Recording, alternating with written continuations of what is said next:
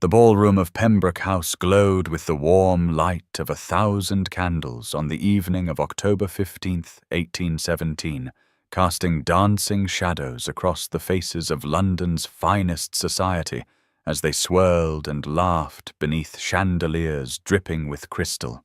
Eleanor Ashworth stood at the edge of the gathering as she always did, a figure in dove-grey silk that marked her as something between mourning and invisibility, neither young enough to be pitied as a hopeful debutante, nor old enough to be respected as a dignified widow, but rather existing in that peculiar limbo reserved for women of 28 years who had committed the unforgivable sin of scandal. She held a slim volume of poetry close to her side, half hidden in the folds of her gown, a small rebellion that no one noticed because no one looked at her anymore, not really. Not since the disaster 7 years ago, when her engagement to Lord Edmund Fairfax had shattered spectacularly upon his discovery that she, Eleanor Ashworth, unremarkable and plain, had been writing scandalous poetry under a pseudonym that had set certain corners of society aflame with whispered fascination. The whispers had turned to condemnation the moment her identity became known, and Edmund had withdrawn his suit with such haste that the gossips barely had time to sharpen their tongues before he was gone, leaving her to face the aftermath alone. Now she attended events like this only because her brother Thomas insisted, because Martha Wentworth, her loyal companion, believed fresh air and society were good for the soul, because the alternative was to disappear entirely. And some stubborn part of Eleanor refused to grant society that final victory. She watched the young women in their pale muslins and silk flowers, Caroline Sinclair among them, golden and laughing in a cluster near the refreshment table where Lady Pembroke held court like a plump, bejeweled spider at the center of her web of gossip and judgment. Caroline had once been her friend, before the scandal, before ambition and social preservation had transformed affection into calculated cruelty, and Eleanor had learned not to flinch when Caroline's eyes slid past her as though she were merely part of the wallpaper, a faded pattern no longer worth acknowledging. The autumn flowers arranged throughout the ballroom released their fading perfume into air, thick with the scent of beeswax and expensive perfumes, and Eleanor found herself cataloguing details as she always did, storing observations like a miser hoarding coins, because if she could not dance, could not laugh freely, could not hope for anything beyond this quiet half-existence, she could at least bear witness to life even from its margins. Then the quality of sound in the room changed, a ripple of awareness moving through the crowd like wind across water, and Eleanor looked up from her careful invisibility to see the crowd parting near the entrance, whispers rising like startled birds, and she knew before she saw him that someone important had arrived, someone dangerous, someone who made even Lady Pembroke's smile freeze into something hard and calculating, as every eye turned toward the tall figure dressed in severe black evening clothes who stood surveying the ballroom with an expression of cool assessment that sent a shiver down Eleanor's spine she could not name.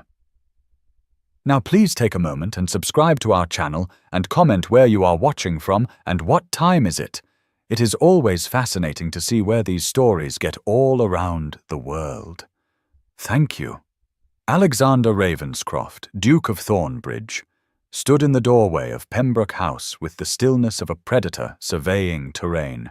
his dark eyes moving across the assembled company, with an assessment that felt almost physical in its intensity.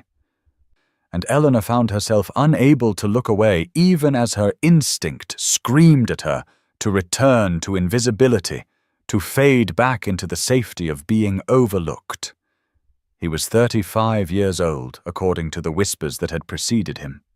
Unmarried, despite the parade of ambitious mothers who had thrown their daughters in his path for over a decade, and possessed of a reputation for ruthlessness in business and politics that made even powerful men step carefully around him, a danger that clung to him like the scent of smoke,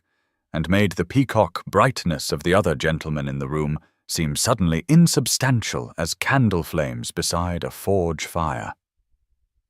Lady Pembroke moved toward him with the determination of a general marshalling forces, her smile wide and calculated,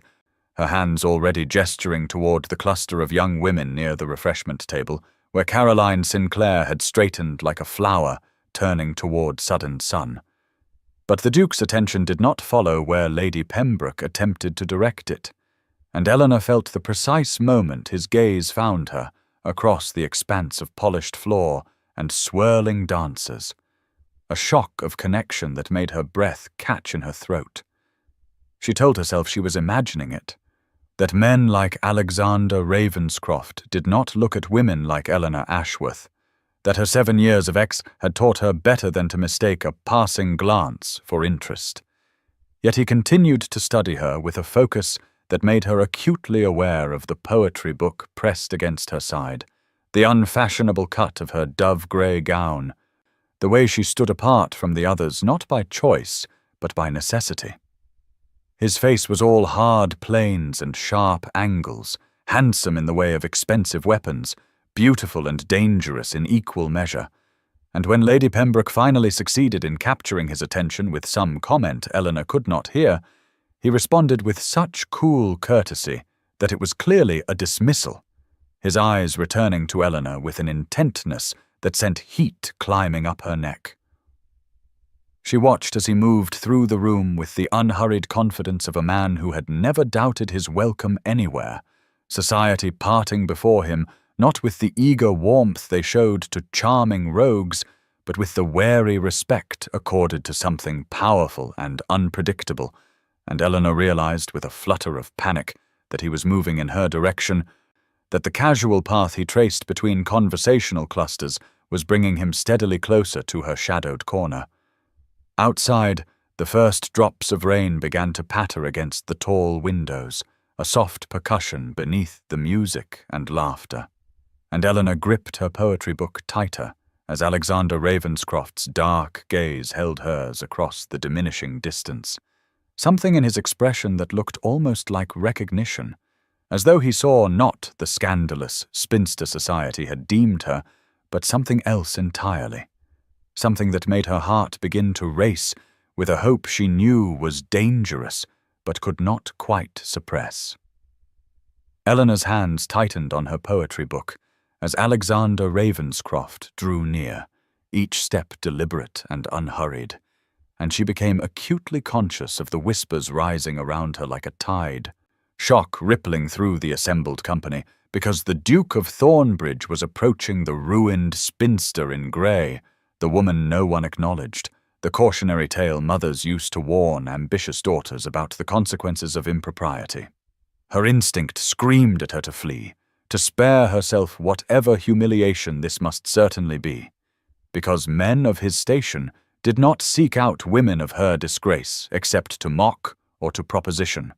and she felt heat flood her face at the thought, her fingers going numb around the slim volume she clutched like a talisman against disaster.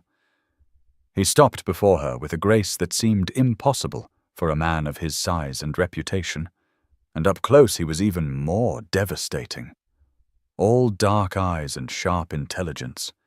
His evening clothes cut with such precision they might have been armor, and when he inclined his head in greeting, the gesture held none of the dismissive politeness she had grown accustomed to, but rather something that looked almost like respect. "Miss Ashworth," he said, and his voice was deeper than she had imagined, cultured and smooth as aged whiskey. "I hope you will forgive my boldness in approaching without proper introduction, but I found myself quite unable to resist making the acquaintance of the only woman in this ballroom who appears to value literature over gossip." Eleanor stared at him, her mind gone blank with shock, because this could not be happening. Dukes did not compliment disgraced spinsters on their reading habits, and she searched his face for signs of mockery but found only genuine interest, his dark eyes steady on hers in a way that made her feel seen for the first time in 7 years. She began, then stopped, her voice emerging as barely more than a whisper, and she cleared her throat and tried again. "I fear you have mistaken me for someone of consequence, Your Grace. I am no one of importance." His expression shifted into something that might have been amusement, except his eyes remained serious, intense in their focus. "On the contrary," he replied, "I find that those who society deems unimportant are often the most interesting, and I confess myself curious about what poetry has captured your attention so completely that you have hidden yourself away with it rather than joining the preening display occurring at the center of this gathering." Around them, the whispers had grown to a dull roar, and Eleanor caught sight of Caroline Sinclair's face, frozen in an expression of disbelief and fury, while Lady Pembroke's smile had transformed into something rigid and false, and she knew with sickening certainty that whatever happened next, this moment would be discussed in drawing-rooms across London for weeks to come. Thunder rumbled in the distance, low and ominous, and the rain against the windows intensified as Alexander Ravenscroft's gaze dropped to the book in her hands, one dark eyebrow rising in inquiry, and Eleanor found herself incapable of speech, caught between terror and a hope so fragile she dared not even name it as the most dangerous man in London stood before her and waited for her answer, as though her words actually mattered to him. The music began with a sweep of strings that seemed to echo the rising storm outside, and Eleanor felt her breath stop entirely when Alexander Ravenscroft extended his hand to her with a formality that somehow made the gesture more devastating, his dark eyes holding hers with an intensity that spoke of deliberate choice rather than polite obligation, and she knew with absolute certainty that accepting this waltz would change everything, that dancing with the Duke of Thornbridge would mark her as either his amusement or his interest, and either way society would never let her forget it.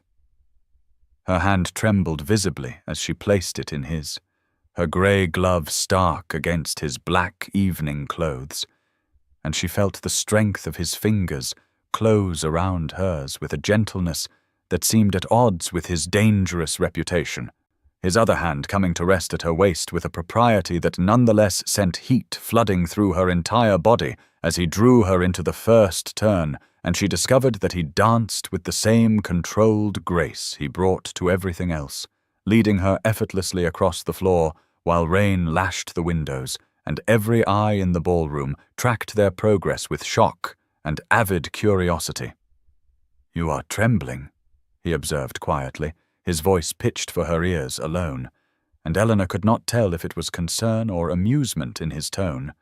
though his hold on her tightened fractionally as though to steady her. "I am terrified," she admitted before she could stop herself, because the nearness of him had stripped away her careful defenses, and she found she could not lie to this man who looked at her as though she mattered. "I am terrified that tomorrow I will discover this was mockery or sport, and I am not certain I can survive being made a fool of again." His expression shifted into something fierce and protective, and he maneuvered them through a turn that brought them temporarily away from the nearest observers,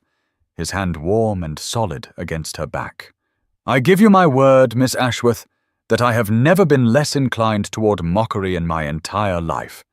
and any man who made a fool of you was the fool himself for failing to recognize your worth."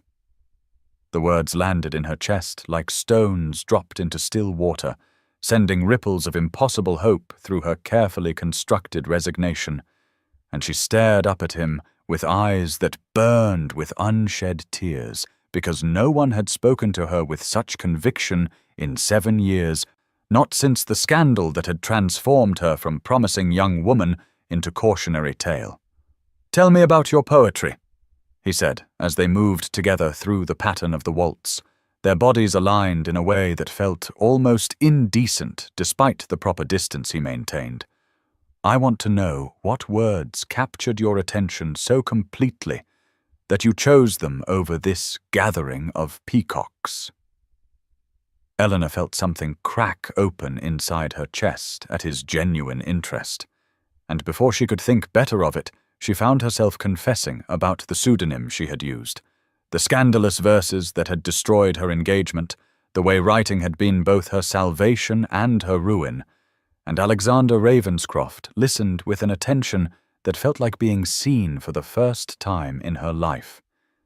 His dark eyes never leaving her face as rain drummed against glass, and the other dancers blurred into insignificance around them. And when the music finally ended, and he bowed over her hand with a formality that transformed into intimacy. When his thumb brushed across her knuckles, he said in a voice rough with something she dared not name, "You are the most fascinating woman I have ever encountered, Miss Ashworth, and I find myself quite determined to know everything about you."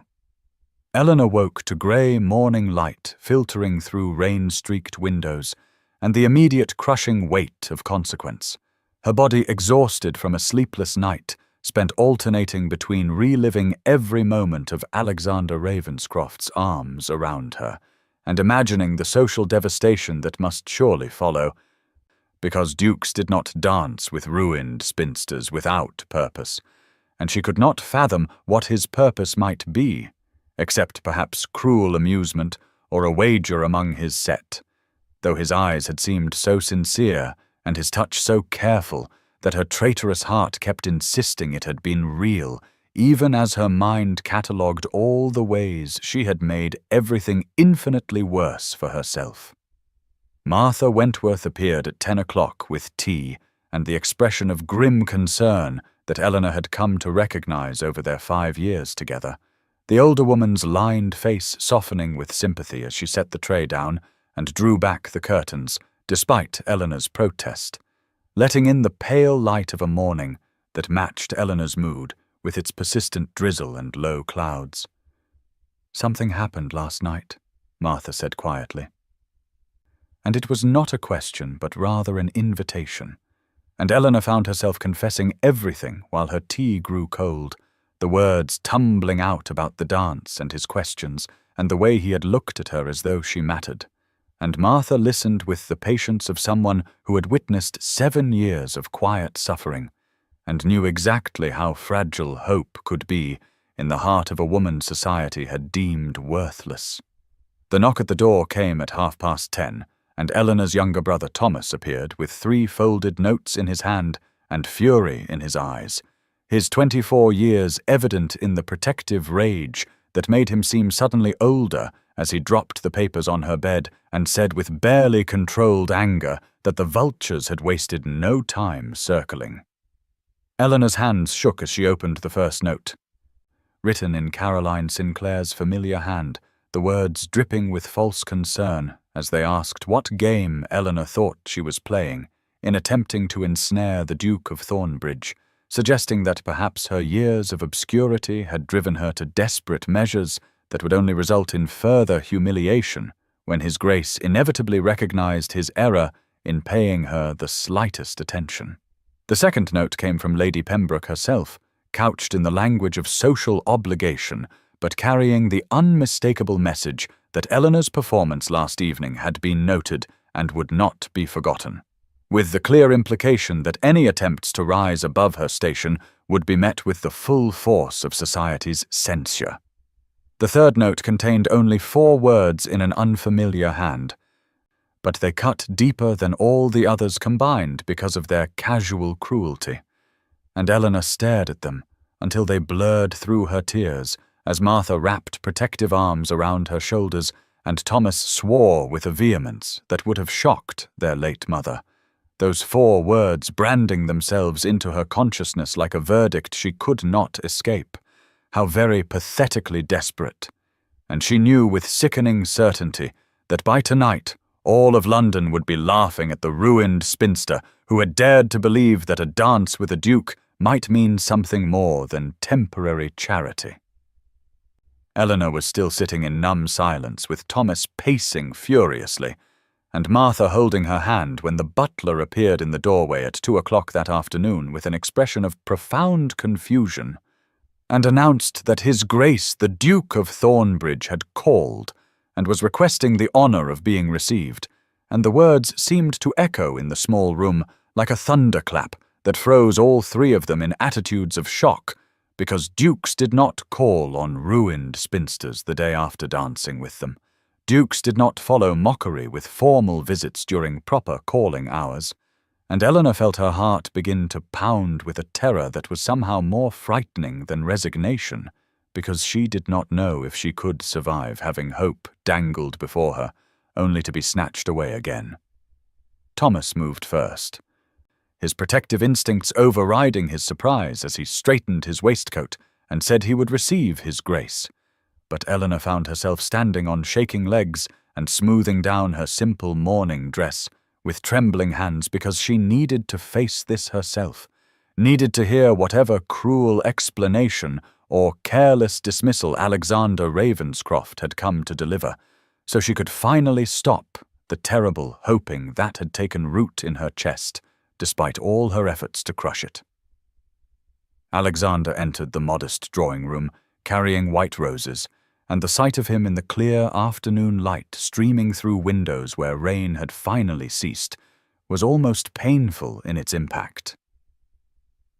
His dark hair slightly disheveled from the wind, and his eyes finding hers immediately with an intensity that made her breath catch, even as her mind insisted this could not mean what her heart desperately wished it might mean.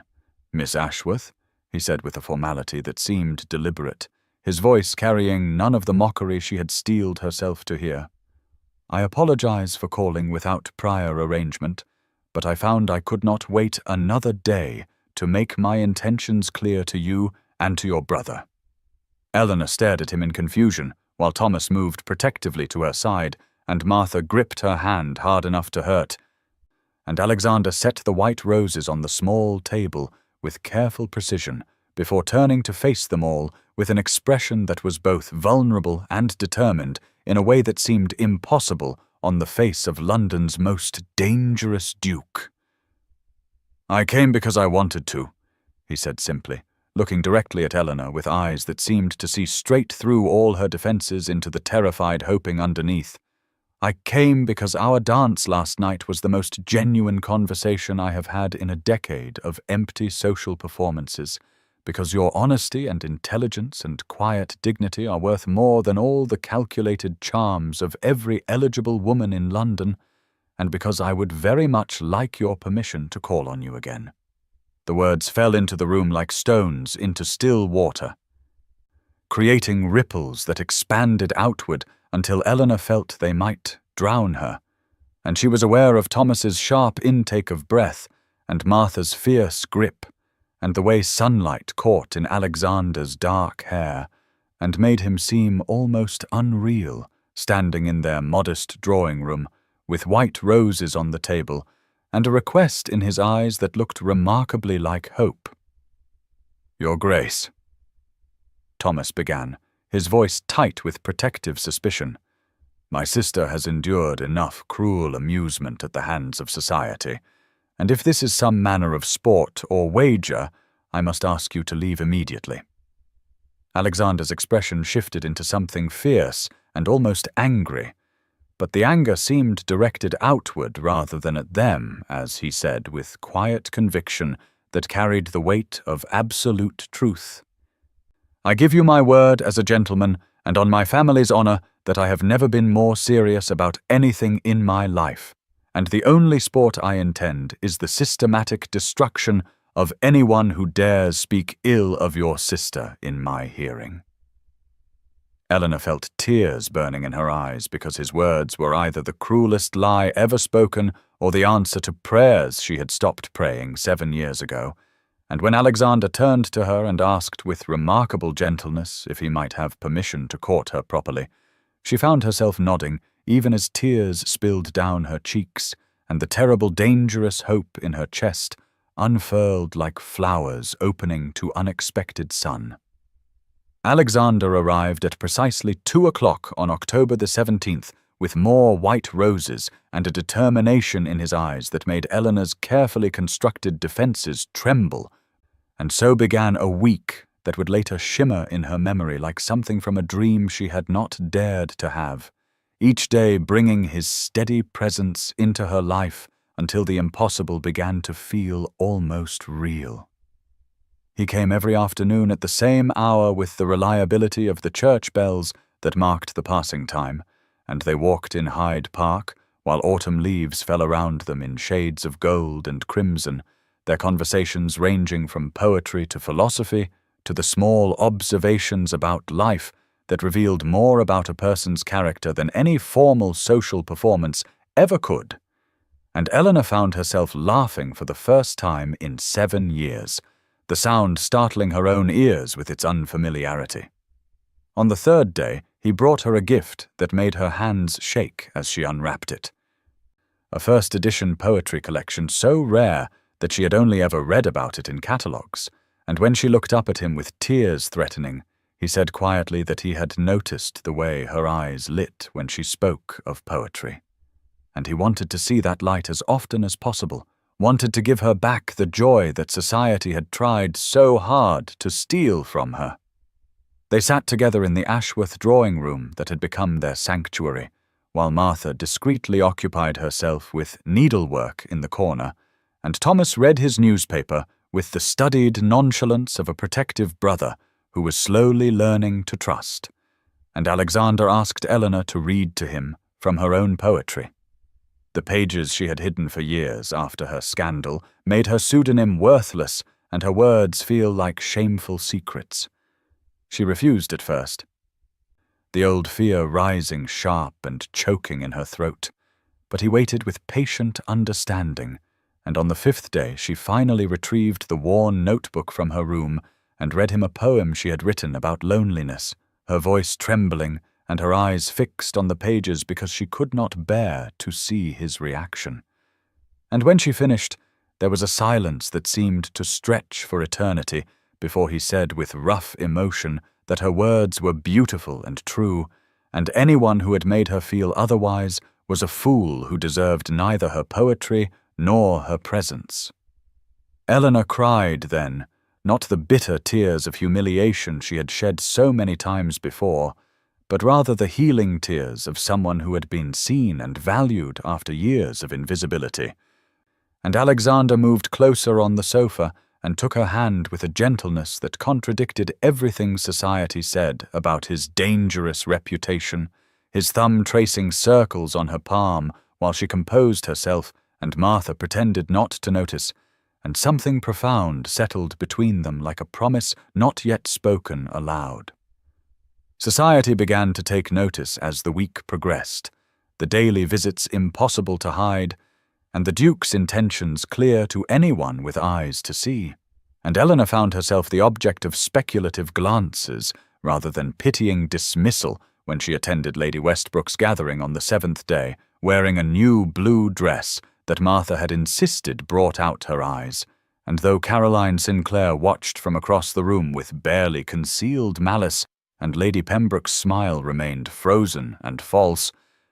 there were others who nodded with cautious respect, and Eleanor began to believe that perhaps her story was not yet finished after all.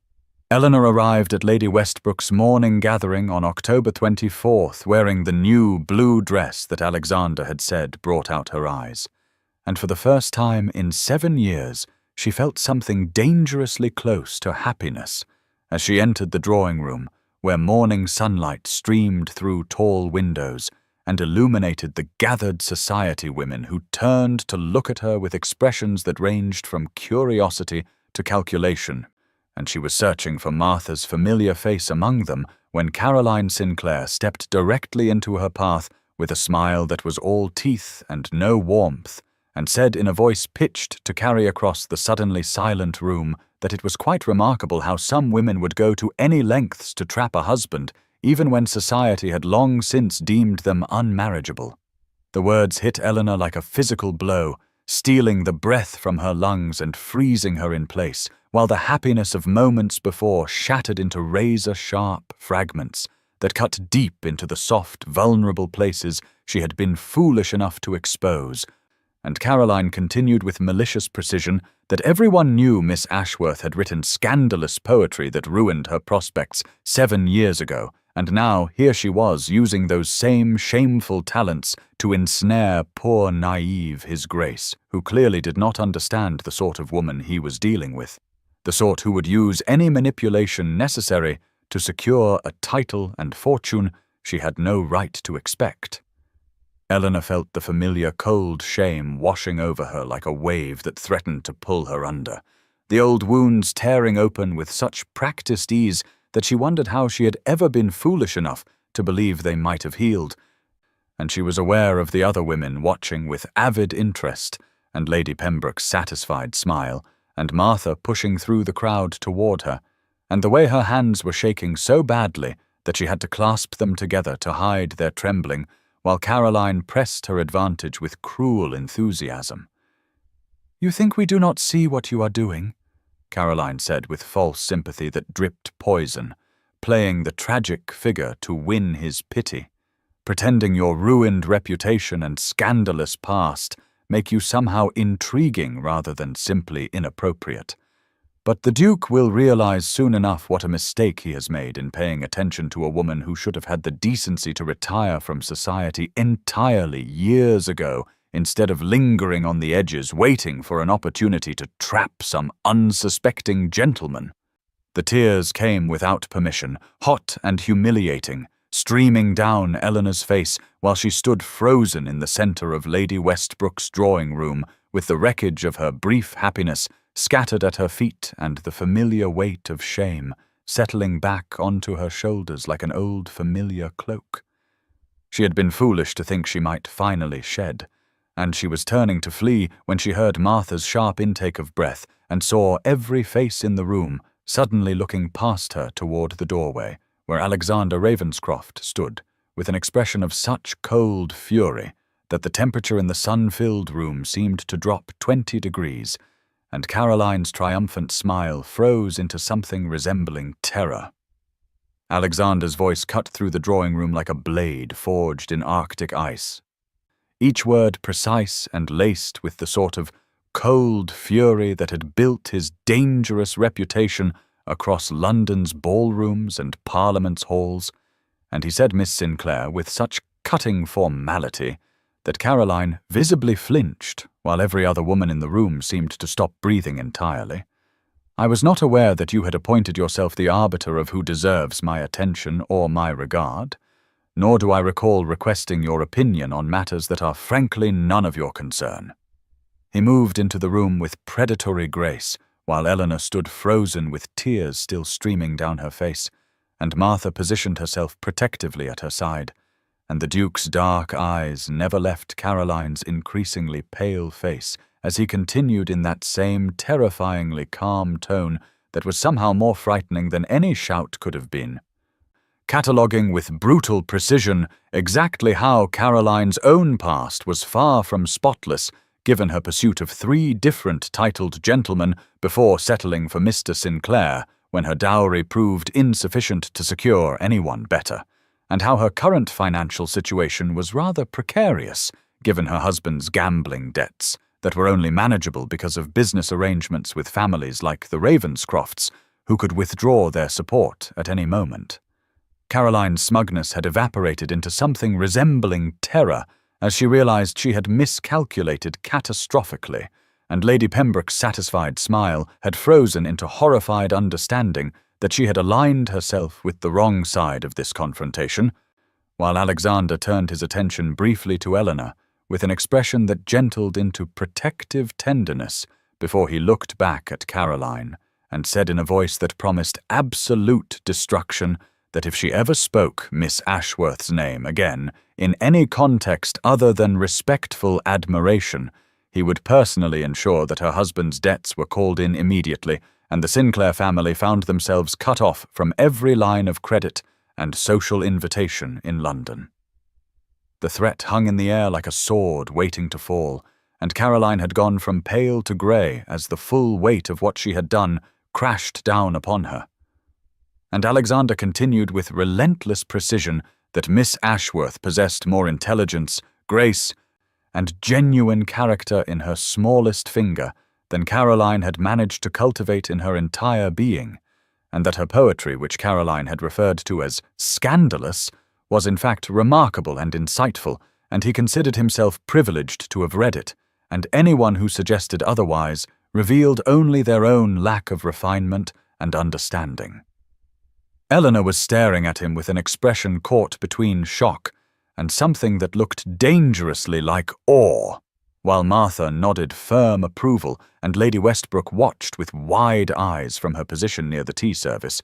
and Alexander finished his systematic destruction of Caroline by noting loudly enough for every witness to hear clearly that he was courting Miss Ashworth with the full intention of making her his Duchess, and anyone who had a problem with his choice was welcome to remove themselves from his acquaintance permanently, as he had no patience for small minds and smaller hearts. Caroline fled the room with tears of humiliation replacing her earlier malice, and Alexander finally turned his full attention to Eleanor and crossed the remaining distance between them, and said softly,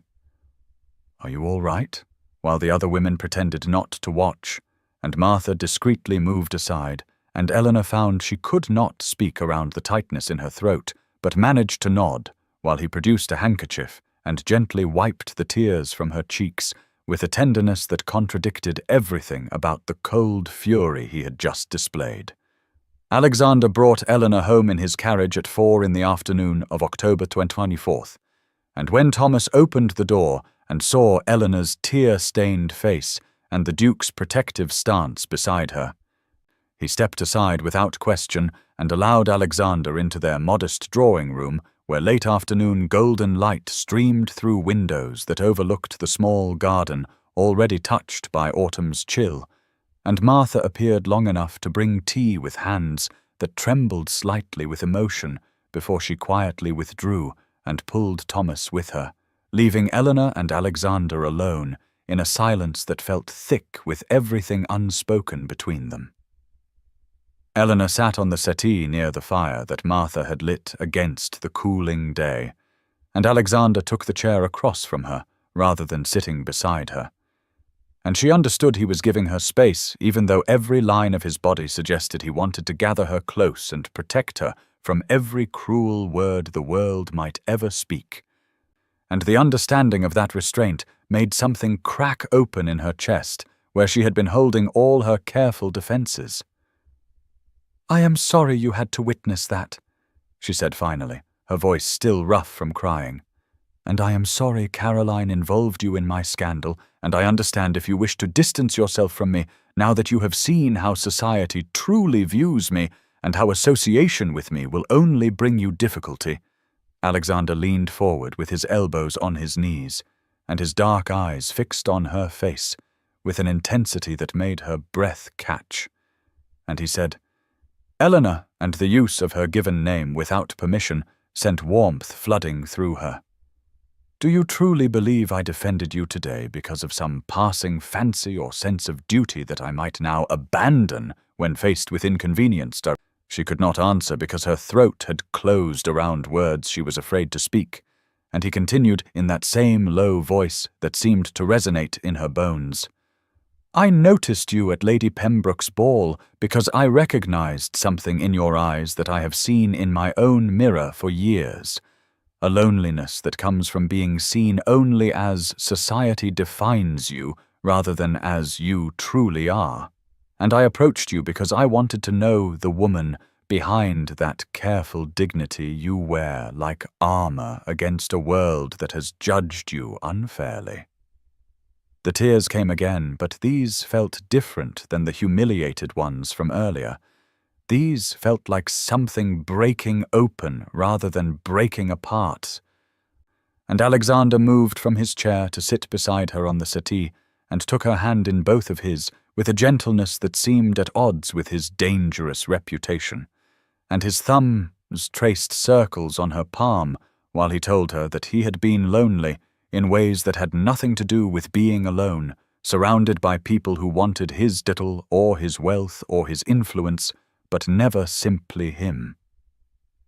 "I have spent 35 years being the dangerous Duke of Thornbridge," he said quietly, "the man mothers warn their daughters about, and fathers court for advantageous marriages. and I grew tired of the performance and the emptiness of it all. And then I saw you watching the ballroom with intelligence and compassion in your eyes, while society dismissed you as inconsequential. And I thought perhaps here is someone who might understand what it is to be unsint. Eleanor found her voice finally, and said, I was afraid to hope that your attention was real, afraid that hoping would make the inevitable disappointment unbearable when you realized I am exactly what society says I am. A ruined woman with a scandalous past who will bring you nothing but difficulty. Alexander lifted her hand to his lips and pressed a kiss to her knuckles that sent heat racing up her arm, and he said, You bring me the possibility of being seen and known and valued for something other than my title, and that is worth more than all the social approval in London. And Eleanor felt the last of her walls crumbling as she leaned forward until their foreheads touched, and whispered, I think I am falling in love with you. And his breath caught, and he said with fierce tenderness,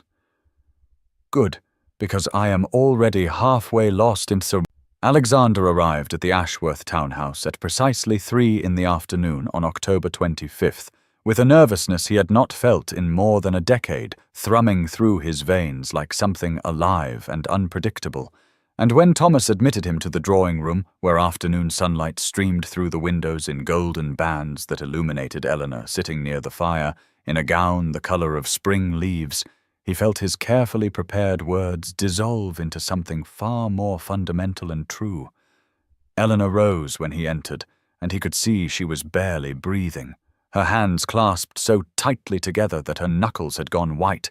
and he realized with a surge of tender protectiveness that she was terrified this might not be what she hoped, terrified that even after everything he had said and done, she might still be disappointed.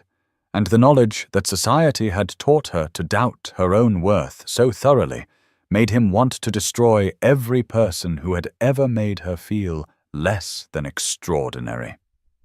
He crossed to her and took both her hands in his and felt them trembling.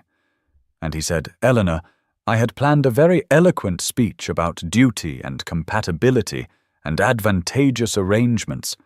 but I find I cannot lie to you even in service of romance, so I will tell you the plain truth instead. She was staring up at him with those intelligent eyes that had first captured his attention,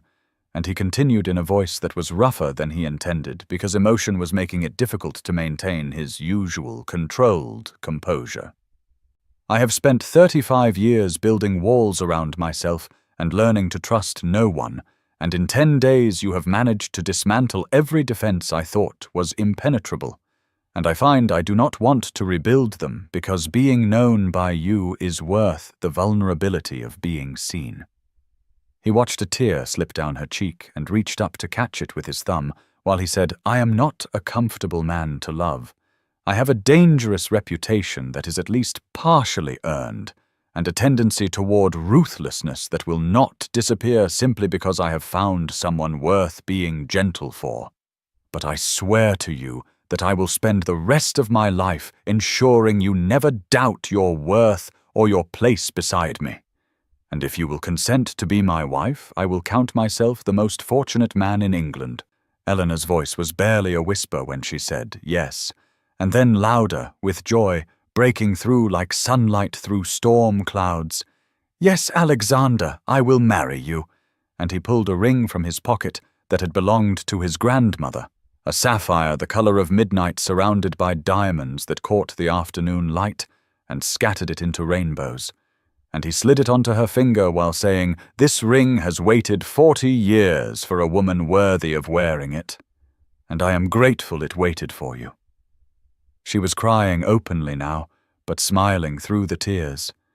and she said, I love you with such fierce certainty that his breath caught,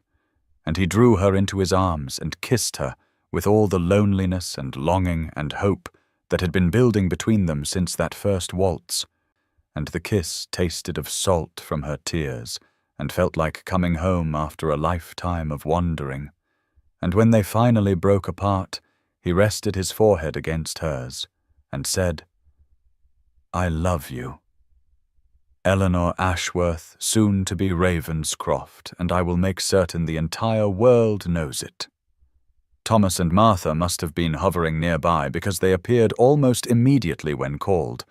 and Thomas shook Alexander's hand with tears in his own eyes, while Martha embraced Eleanor and whispered blessings, and somewhere in the distance church bells began to ring, as though the city itself was celebrating this unexpected joy. The announcement appeared in the London Times on the morning of October 26, 1817,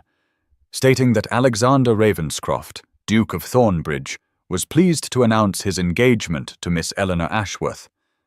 and by noon the news had spread through fashionable London like wildfire through dry grass, sparking reactions that ranged from shocked disbelief to calculating reconsideration of a woman society had dismissed as ruined and irrelevant. Eleanor woke that morning to find Alexander already at her door despite the early hour, and he swept her into his arms in the modest entrance hall with such fierce joy that Martha had to clear her throat twice before they remembered propriety, and he insisted on taking Eleanor to breakfast at Gunther's, where he could parade his future duchess before the morning crowds, and make absolutely certain no one could mistake the seriousness of his intentions. The sapphire ring glittered on Eleanor's left hand as they walked through Berkeley Square with the late October air crisp and cold around them, and she caught sight of Lady Westbrook crossing the street to greet them with congratulations that seemed genuinely warm, and Eleanor realized with a shock that the woman who had hosted the gathering where Caroline attacked her was now treating her with respect that bordered on deference. Over the following 4 days, the transformation in how society received Eleanor accelerated with dizzying speed. Invitations that had stopped arriving years ago now flooded the Ashworth townhouse until Martha needed a separate table just to organize them all, and Alexander insisted on accompanying Eleanor to every social engagement so he could watch with satisfaction as women who had whispered cruel gossip now smiled and complimented her, and pretended they had always thought highly of Miss Ashworth. On October 28th, Alexander took Eleanor to Madame Bellevaux's exclusive modiste shop on Bond Street,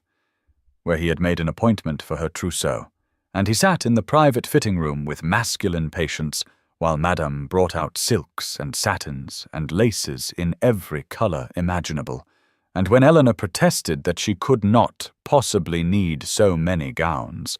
Alexander said with that dangerous smile that made her heart race that his duchess would be dressed in a manner befitting her position, and he would tolerate no arguments on the matter. Eleanor stood on the fitting platform in a gown of deep emerald silk that made her eyes luminous while Madame pinned the hem. And she caught Alexander's gaze in the mirror and saw such naked desire and possessive pride in his expression that heat flooded through her, and Madame made a knowing sound and suggested perhaps His Grace might wait in the outer salon. But Alexander simply said he was perfectly comfortable where he was and continued watching Eleanor with an intensity that made her fingers tremble as she touched the fine fabric. The wedding dress Madame showed them on October 29th was ivory silk with intricate lace at the sleeves and neckline, elegant in its simplicity rather than ostentatious. And when Eleanor emerged from the dressing room wearing it, Alexander stood so abruptly his chair fell backward, and he crossed to her with his dark eyes blazing and said in a voice rough with emotion that she was the most beautiful thing he had ever seen, and he could not wait to make her his wife in truth. Lady Beatrice Pembroke arrived at the Ashworth townhouse on the morning of November 2nd, 1817, at precisely 11 o'clock, and the rigid set of her shoulders and the tightness around her mouth made it clear she had not come of her own volition, but under a compulsion that galled her deeply, and Eleanor, who was receiving morning callers in the drawing-room with Martha seated nearby as witness and companion, felt Alexander's hand tighten almost imperceptibly on her shoulder, where he stood behind her chair in a posture of protective possession that declared without words exactly who held the power in this encounter. Lady Pembroke's eyes flickered to Alexander, and then away quickly, as though the sight of his cold satisfaction pained her, and she said in a voice that trembled slightly with suppressed humiliation that she had come to offer her sincere apologies to Miss Ashworth for any lack of warmth or welcome she might have shown in the past, and Eleanor recognized the careful wording that had likely been rehearsed multiple times and suspected that Alexander had made it abundantly clear to Lord Pembroke that the family's extensive business interests with Ravenscroft Holdings depended entirely on this moment of contrition. The silence stretched for several heartbeats while Eleanor considered her response, and she felt within herself the warring impulses of the woman she had been who would have accepted any crumb of kindness with desperate gratitude, and the woman she was becoming who understood that she owed nothing to those who had been cruel when she was powerless. And it was Alexander's thumb brushing gently against her shoulder that reminded her she could choose grace not from weakness but from strength. Eleanor rose from her chair with the sapphire engagement ring catching the morning light and said in a voice that was steady and clear that she appreciated Lady Pembroke's visit and bore no lingering resentment for past slights. And she saw the flash of surprise in the older woman's eyes at being granted forgiveness so readily when they both knew Eleanor could have exacted a more painful revenge. Lady Pembroke's relief was visible as she expressed her hope that Miss Ashworth and the Duke would attend her winter ball in December, and Eleanor glanced up at Alexander, who gave her the smallest nod of permission to decide for herself. And she said they would be delighted to attend. And in that moment she felt the completion of a transformation that had begun in this very house when she had been powerless and afraid, and had now culminated in her showing mercy to a woman who had once held the power to wound her. As Lady Pembroke departed with effusive thanks that barely masked her mortification, the sound of other callers arriving in the entrance hall carried into the drawing-room, and Eleanor knew that multiple witnesses would observe Lady Pembroke leaving the Ashworth residence and would draw their own conclusions about what had transpired. And Alexander moved around her chair to take both her hands in his and said with fierce pride, blazing in his dark eyes, that she was magnificent and gracious and everything a duchess should be. And Eleanor felt the last lingering shadow of her old shame dissolve in the warmth of his regard. The 12 days between November 3rd and November 15th, 1817, passed in a flurry of wedding preparations that transformed the modest Ashworth townhouse into a headquarters of joyful activity. And Eleanor found herself surrounded by fabrics and flowers and guest lists and menu selections, while Alexander visited every afternoon at 2 o'clock, as had become their cherished ritual. Though now, as her acknowledged fiancé, he was granted the privilege of time alone with her in the drawing-room without Martha hovering quite so closely, and these stolen hours of relative privacy became Eleanor's most treasured moments as they sat together on the settee, with his arm around her shoulders and her head resting against his chest, while they discussed their future with an intimacy that made her heart race and her cheeks flush with anticipation. On November 3rd, Alexander took Eleanor to see Ravenscroft Park, his primary estate located 3 hours north of London in Hertfordshire, and as their carriage rolled up the long drive lined with ancient oaks, just beginning to lose their autumn leaves, Eleanor caught her first glimpse of the magnificent Palladian manor house, with its honey-coloured stone glowing in the pale November sunlight. And Alexander watched her face with an intensity that spoke of his need for her approval,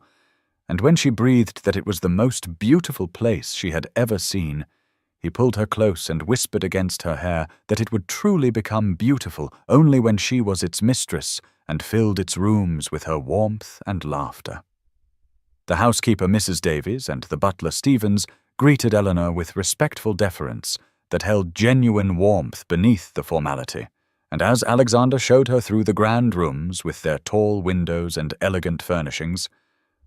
he pointed out the private sitting room adjacent to the Duchess's chambers that he had already instructed be converted into a writing room for her poetry, complete with a desk positioned to catch the morning light and shelves waiting to be filled with her books.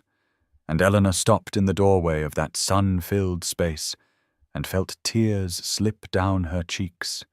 because no one in her entire life had ever made such a gesture of understanding what truly mattered to her soul. The wedding itself was planned for December 7th, 1817, at St. George's Church in Hanover Square, with a breakfast to follow at Ravenscroft House in Mayfair, and the guest list had swelled to over 200 people, as every family of consequence angled for an invitation to what had become the most anticipated social event of the winter season. And Eleanor felt a sharp satisfaction in knowing that many who had whispered cruel gossip about her would now witness her triumph as she became the Duchess of Thornbridge. On November 10th, Madame Beliveau delivered the finished wedding dress for a final fitting, and when Eleanor stood before the mirror in the ivory silk gown with its delicate lace and pearl buttons running down the back,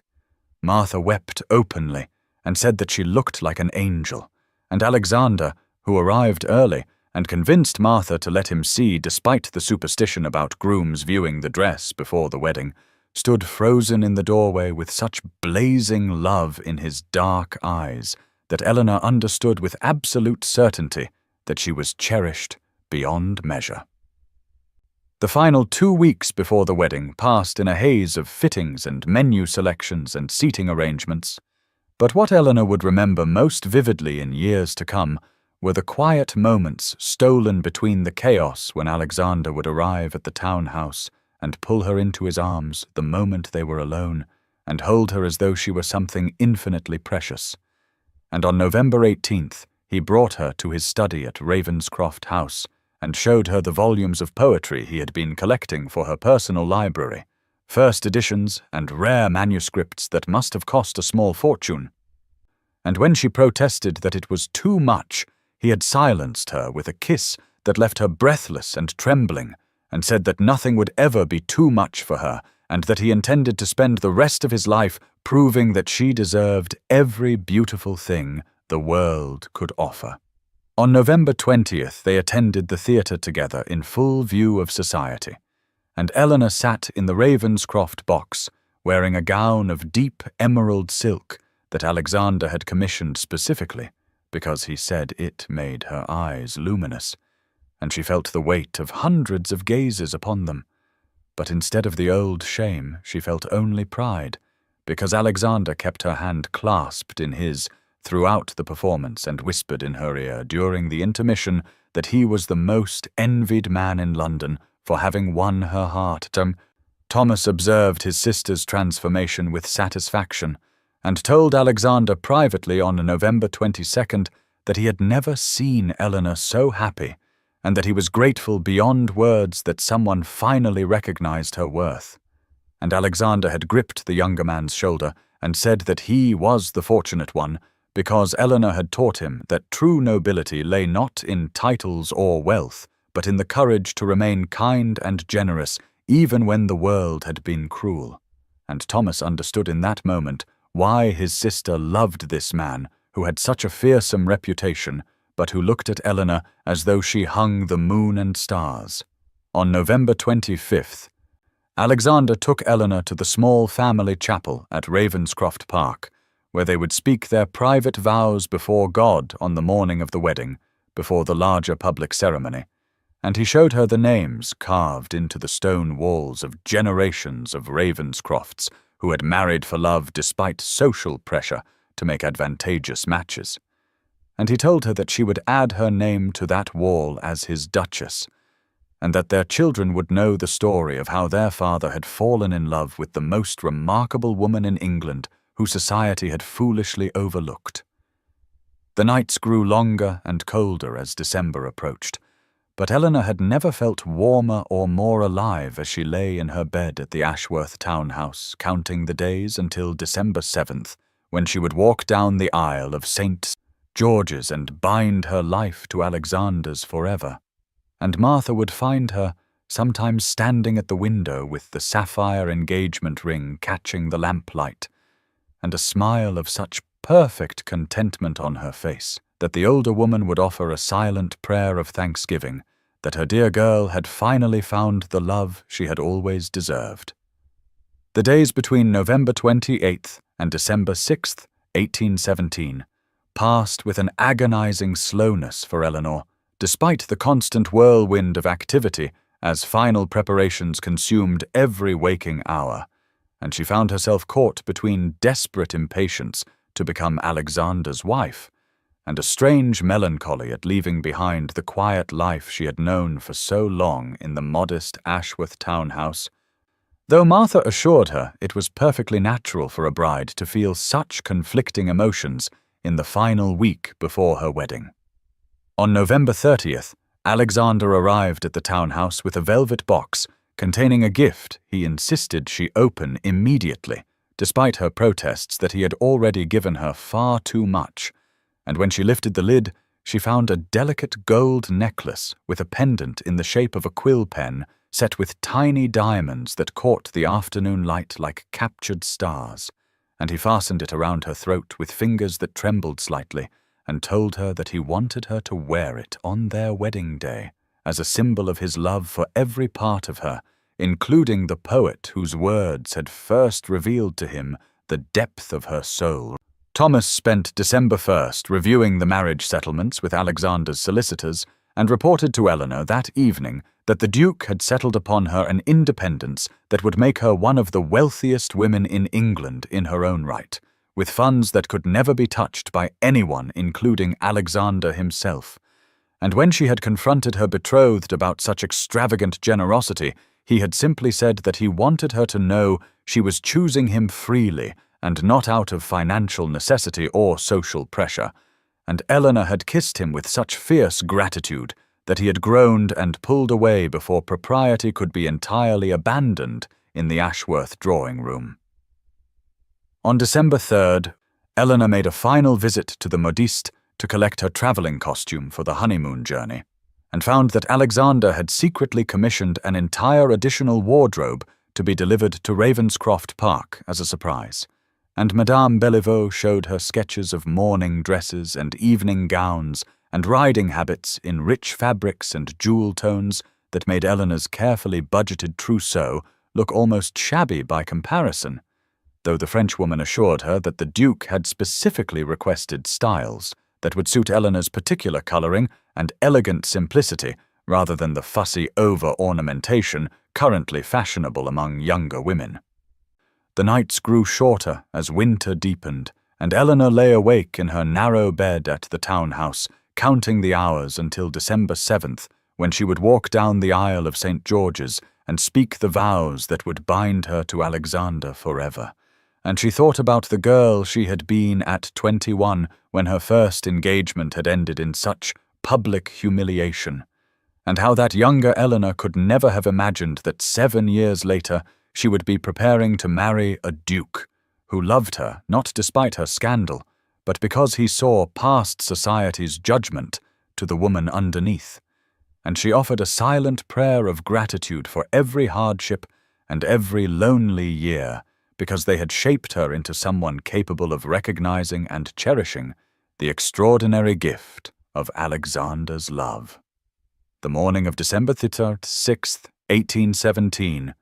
dawned cold and clear with frost etching delicate patterns on the windows of Eleanor's bedroom at the Ashworth townhouse, and she woke with her heart pounding in a mixture of anticipation and something that felt almost like terror, because tomorrow, at this time, she would be Alexander's wife and the Duchess of Thornbridge. And despite all the weeks of preparation, some part of her still could not quite believe that this extraordinary transformation was truly happening to Eleanor Ashworth, who had been society's invisible spinster barely 2 months ago. Martha found her standing at the window wrapped in a shawl, watching the winter sun rise over London's rooftops, and the older woman came to stand beside her and asked gently if she was having second thoughts. But Eleanor had turned with eyes that shone with unshed tears and said no. She was simply trying to memorize this moment of being the old Eleanor one last time before she stepped into a future more beautiful than anything she had ever dared to dream possible. At 10 a.m., Alexander arrived despite the impropriety of calling so early, because he said he could not bear to spend their last day as unmarried people apart, and Thomas had laughed and surrendered the drawing room to them with only Martha as chaperone, and Alexander had pulled Eleanor into his arms the moment they were as alone as propriety allowed,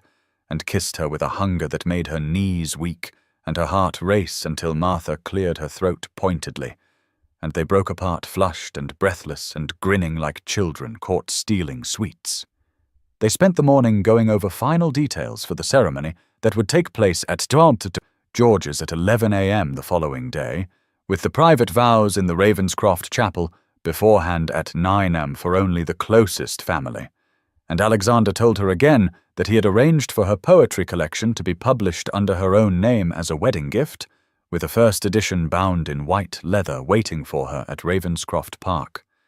And Eleanor had wept and told him that he had given her back not just her future, but the parts of herself she had thought lost forever when society had deemed her ruined and worthless. At noon they shared a quiet luncheon with Thomas and Martha, and the conversation turned to memories of Eleanor's childhood and the early days after their father's death, when money had been tight and prospects uncertain. And Alexander listened with fierce attention to every story, as though memorizing the details of the life she had lived before him. And Eleanor understood that he wanted to know every version of her that had existed because he loved not just who she was now, but the journey that had shaped her. In the afternoon, Alexander took her driving through Hyde Park one final time as Miss Ashworth, and the winter sun slanted through the bare branches of the trees and caught the sapphire on her left hand, sending blue fire dancing across the interior of the carriage, and he told her that he had never believed in fate or providence until the night he had walked into Lady Pembroke's ballroom and seen a woman in grey standing alone by the windows, and felt his entire future shift and realign around that single moment.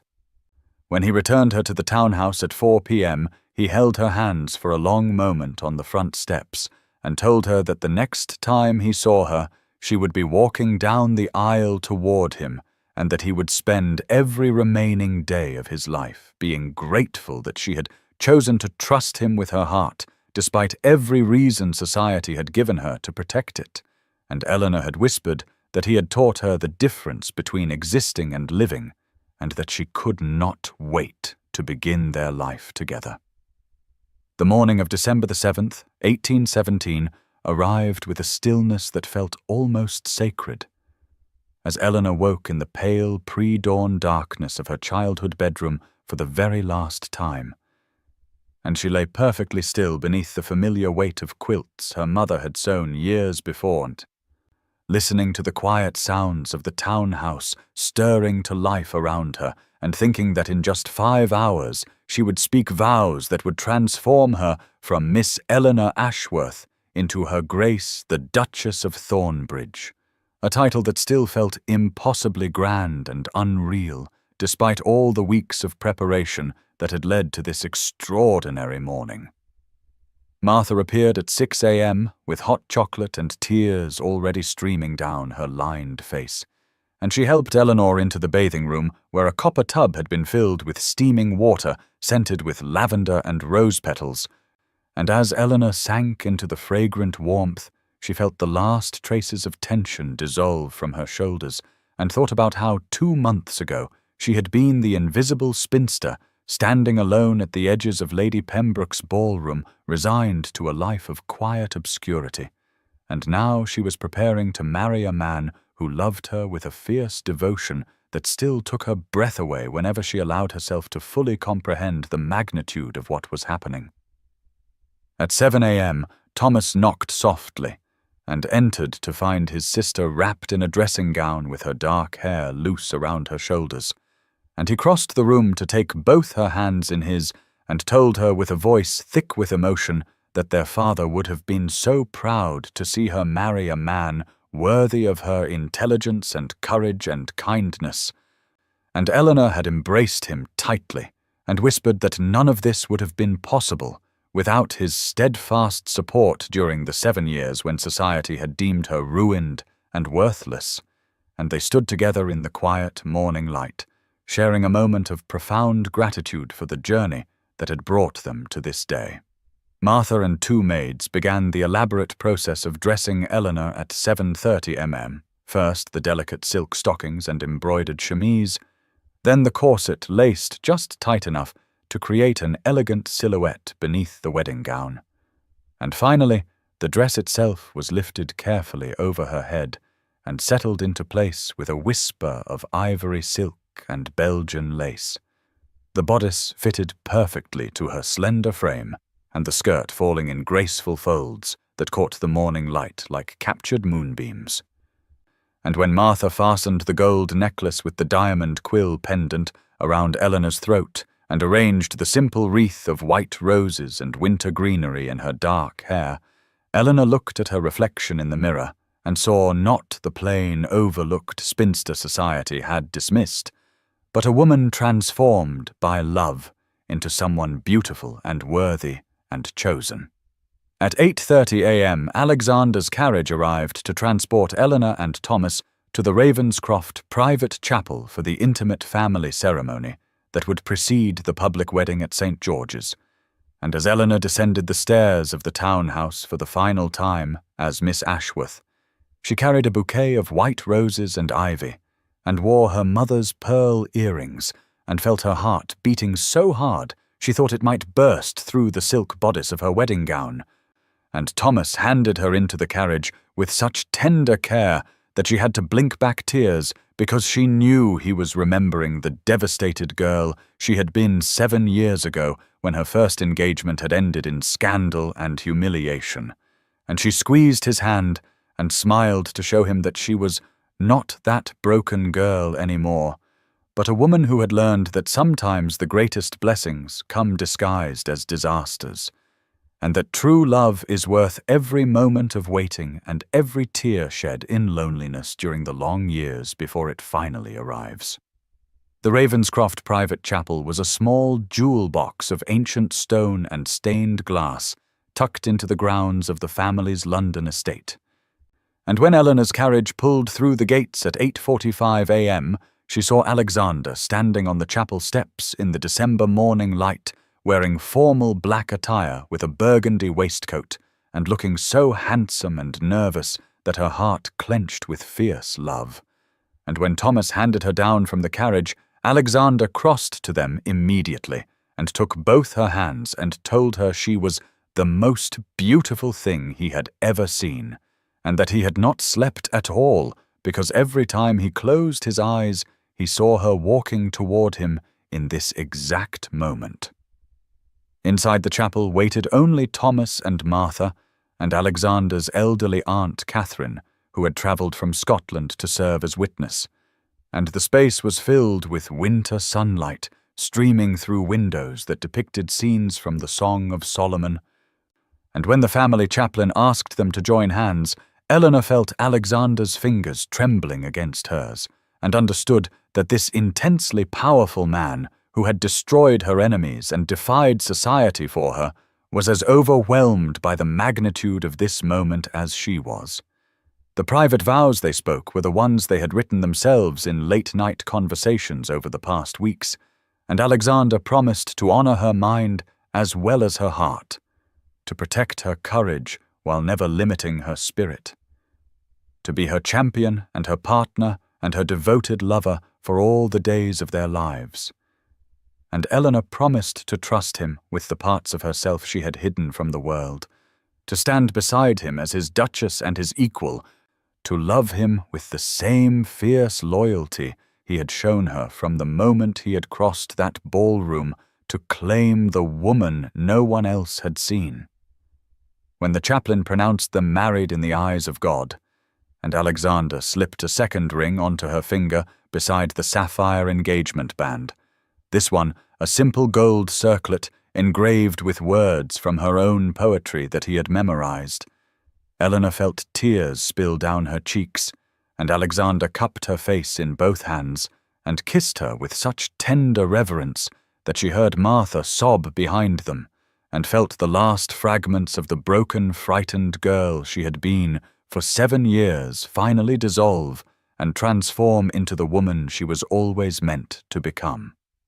They stayed in the chapel for 15 minutes after the ceremony, while Martha fussed with Eleanor's dress, and Thomas embraced his new brother with obvious emotion, and Alexander kept Eleanor's hand clasped in his as though afraid she might disappear if he released her. And he whispered against her temple that she was his duchess now, his wife, his Eleanor, and that he would spend the rest of his life making certain she never doubted her worth or his devotion. At 9:30 a.m. they climbed back into the carriage for the short drive to St. George's, where 200 guests waited for the public ceremony that would formally announce to all of London society that the dangerous Duke of Thornbridge had married the woman they had dismissed as a ruined spinster.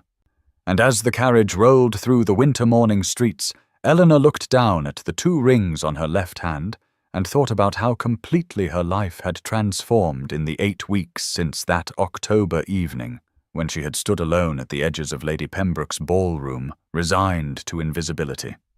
And she understood that sometimes the greatest love stories begin not with a first meeting, but with a first moment of truly being seen. The public ceremony at St. George's began at 10 a.m. on December 7th, with every pew filled with London society's most influential families, and as Eleanor walked down the long aisle on Thomas's arm, with winter sunlight streaming through the stained glass windows to paint coloured shadows across the ancient stone floor, she saw the faces of people who had dismissed her and pitied her and gossiped about her for 7 years now, watching with expressions of wonder and recalculation. And she held her head high with the confidence of a woman who had learned her worth not from their approval, but from the love of a man who had chosen her when society deemed her ruined and worthless. Alexander stood waiting at the altar in his formal attire, with his grey eyes fixed on her with such fierce devotion that Eleanor felt her breath catch. And when Thomas placed her hand in Alexander's and stepped back to join Martha in the front pew, Alexander lifted her fingers to his lips and whispered that she was his miracle and his redemption, and that watching her walk toward him was the most beautiful moment of his entire life. The Archbishop conducted the public ceremony with appropriate solemnity, and when he asked if anyone present knew of any impediment to this union, Eleanor felt Alexander's hand tighten on hers as though daring anyone to speak. But the silence that followed was complete and respectful, and she understood that whatever doubts society had harbored about this marriage had been thoroughly conquered by Alexander's unwavering devotion and her own dignified grace over the past 8 weeks. They spoke the traditional vows this time with steady voices that carried through the hushed church, and when Alexander slipped the same gold band onto her finger that he had placed there in the private chapel 90 minutes earlier, and promised before God and 200 witnesses to love and honor her for all the days of his life, Eleanor felt the final weight of 7 years of shame and isolation lift from her shoulders and transform into wings that might carry her anywhere. The kiss Alexander gave her after the Archbishop pronounced them husband and wife was briefer and more restrained than the one they had shared in the private chapel, but his eyes, when he pulled back, held promises of deeper intimacy to come, and Eleanor felt her cheeks warm as he tucked her hand into the crook of his elbow and turned to lead her back down the aisle as the church bells began to peal overhead in joyous celebration. The receiving line afterward lasted nearly 2 hours as every guest filed past to offer congratulations, and Eleanor watched with quiet satisfaction as Lady Pembroke curtsied stiffly and addressed her as "Your Grace," as Caroline's mother apologized again for her daughter's unforgivable behavior without meeting Eleanor's eyes, as dozens of people who had ignored her for years now smiled and praised her beauty and wished her happiness. Alexander never left her side throughout the entire exhausting ritual, his hand at the small of her back or holding hers, his voice warm with pride whenever he introduced her as his duchess, his eyes constantly checking to ensure she was comfortable and happy, and Eleanor understood that this protective devotion would be the bedrock of their marriage for all the years to come.